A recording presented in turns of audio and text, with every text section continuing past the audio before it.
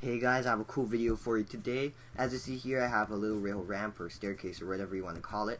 And because there's a whole bunch of redstone surrounding it and I'm zombachu, this must be a bit more than just a ramp, and indeed it is. It is a hidden staircase in the staircase with rails, of course. And if I were to just push that, of course it'll go up, and if I were to flick the lever and push that, of course it'll go down. Now what's cool about rail mechanics is that if you have a little bend like that, or I guess the diagonal thing, and you place a cart and it were to go up, not down, let me just get here and there we go.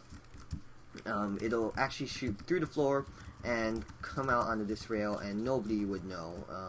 So that's really cool, a way to get out. You don't need to activate that again. Now I already have the rail set up over here, and it's pretty straightforward. Of course, there's the regular staircase that the cart would go up, and then if you flip the lever, it'll go down. So you're going to need, first I'm going to pick up that block because it's going to give me OCD, and I just dropped it again. So you're going to need a piston here, and then a block, and then piston there. And then you're going to need two sticky pistons here and here, block there, and then another piston right there. So that's your major piston layout. And I'm going to place walls because they give me a good visual cue of what's happening and where to place my items. So here's your input block. It's not really connected to anything at this point, but trust me, it will be in a second. You're going to need a torch there, and then a repeater on 3, and then another repeater on 3 going into that piston. Then underneath here, I'm going to need to get a redstone block, and of course, since there's no redirection shenanigans going on here in this creation, you can use blocks of torches underneath, and that'll just be just fine. So, torch there, or item in there, and you probably don't want to put your diamond blocks there, and of course, comparator output, then 2 torches going into dust on these blocks, and I'm going to need more blocks of redstone over here, and like I said earlier, of course you can just have torches on blocks. Now another dropper hopper monostable here, and there we go, and comparator output is right there. Going into this repeater, and don't change the delay, 1 tick is fine. And I just need that 1 tick because otherwise this will push too soon and this rail would pop off. So you're going to need to make a smart piston over here, so when this block gets pushed there, it'll immediately get pushed back. So to do that, I'm just going to place a dust on the block and put a lever underneath. Pretty straightforward. Hopper dropper monostable, I really love these.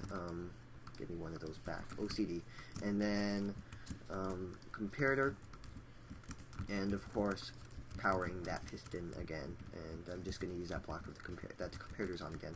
So as you see here, why didn't it push? Well, because this block was already powering that dropper, so nothing happened, and to fix that, just break and place it again and it'll work. And that's it. So if you just wanted the tutorial, you can leave now. However, if you want to know how it works and stuff, stay a bit. Now note that these rails will have budding issues, so you would have to power them somewhere down the line if you don't want them to break every single time you use it. So there you go. Alright, I had a little bit of an interruption there. So what happens first is this piston extends, powering this hopper dropper monostable, going into that torch, and I'll just come on this side. So that'll turn that torch on, and that'll give all these guys a short pulse, since of course it is a hopper dropper that's pulsing them, and that'll just push all of them to the left, and then it'll retract those.